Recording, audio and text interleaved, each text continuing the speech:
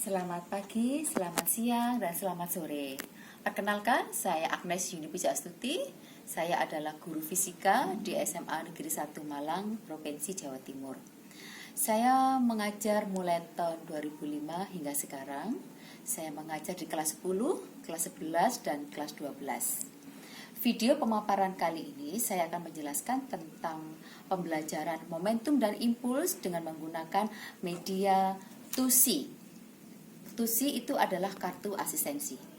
Bagaimanakah media TUSI ini dalam proses pembelajaran momentum dan impuls yang dilakukan oleh murid di SMA Negeri 1 Malang? Berikut kita saksikan videonya. Berikut media TUSI Jurnalis di dalam proses pembelajaran momentum dan impuls. TUSI Jurnalis itu adalah akronim dari kartu asistensi.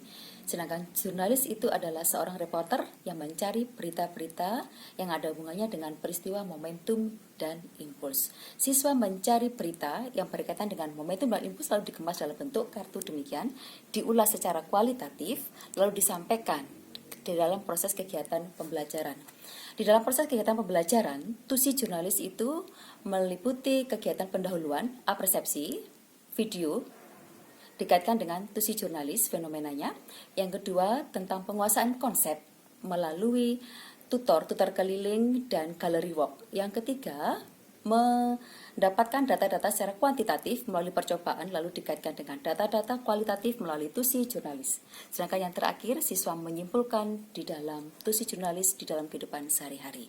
Demikian proses pembelajaran TUSI Jurnalis di dalam momentum dan impuls.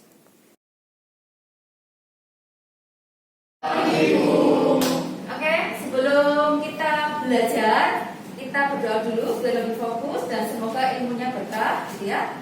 Ketua kelas memandu doanya. Sebelum mulai pelajaran kita pada pagi hari ini, marilah kita berdoa untuk agama dan keyakinan masing-masing. Berdoa mulai. Oke, anak-anak, hari ini kita belajar materinya momentum dan impuls. Untuk mempelajari lebih jauh lagi, Ibu tunjukkan video yang menarik, gitu ya. Penerapan dari momentum dan impuls yaitu pelepasan roket.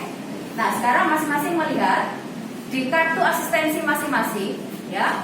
Silakan memberikan komentar tentang peluncuran roket. Mengapa roket dapat meluncur, ya? Ini ada hubungannya dengan momentum dan impuls. Siapa masih pendapat? Saya. Oke, MP, yang keras. Ya, dari fenomena video yaitu roket yang meluncur ke angkasa. Ketika roket akan meluncur, bahan bakar atau gas memberikan aksi yang mendorong roket ke atas. Hal ini termasuk hukum ketiga dan hukum keterangan momentum. Oke, bagus. Berarti di sini ada hukum ketiga Newton ya, aksi reaksi, ya. Aksi reaksinya antara apa dengan apa? Dengan bahan bakar dari roket dengan tanah. Oke, 100 buat kelompok ini, bahan bakar sama tanah, ya. Begitu akibatnya roketnya meluncur. Lalu besaran apa lagi yang terkait dengan momentum? Ada gaya, Yang keras? massa, Ada gaya, ada massa, Gravitasi. ada percepatan gravitasi. Tahu kelompoknya N.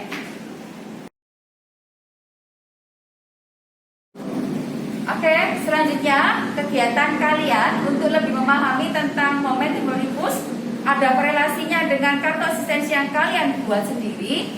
Maka sini adalah kegiatannya touring.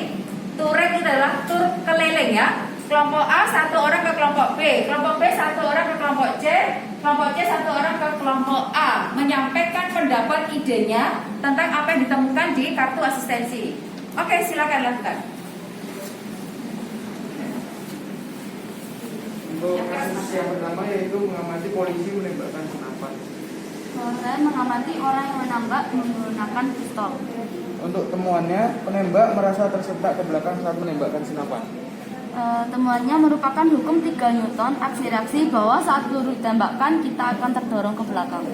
Untuk ulasannya, menurut saya, ketika sebuah peluru ditembakkan, pistol memberikan gaya aksi pada peluru dengan mendorong peluru ke depan. Kelompok B ke kelompok C ke kelompok A.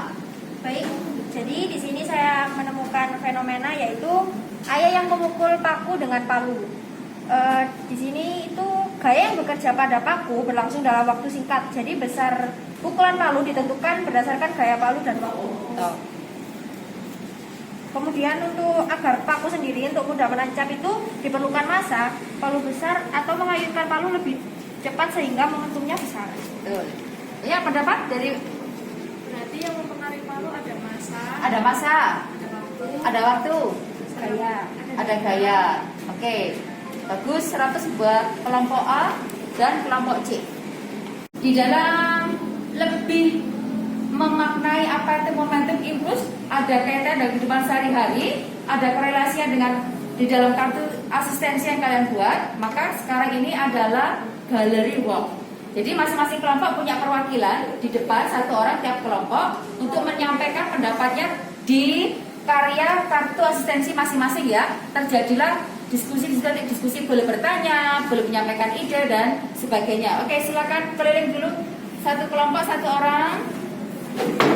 Satu langsung sana menuju pilih temannya. Oke, silakan diskusi.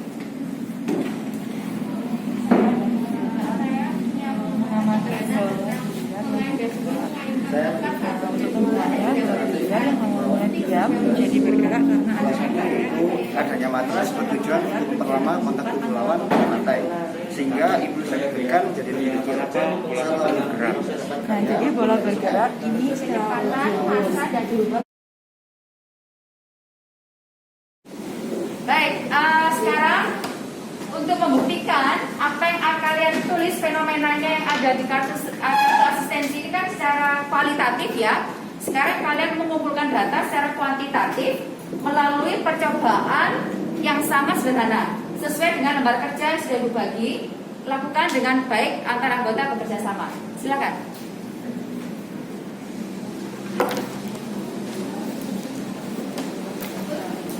Saya menemu korelasi antara percobaan ini dan KS ini. Oke, Masa punya pendapat tentang ini apa? Ada kayak sama dengan kartu asistensinya? Pendapat saya yaitu benda yang memiliki kecepatan yang lebih besar atau benda yang memiliki kecepatan yang lebih kecil biasanya lebih hancur atau lebih besar.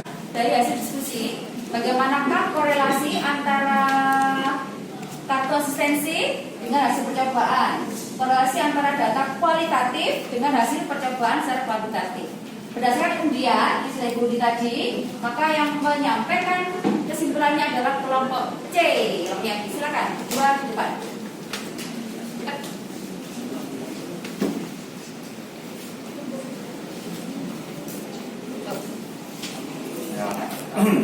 Saya akan menyampaikan kesimpulan dari hasil diskusi kegiatan kerja pada hari ini.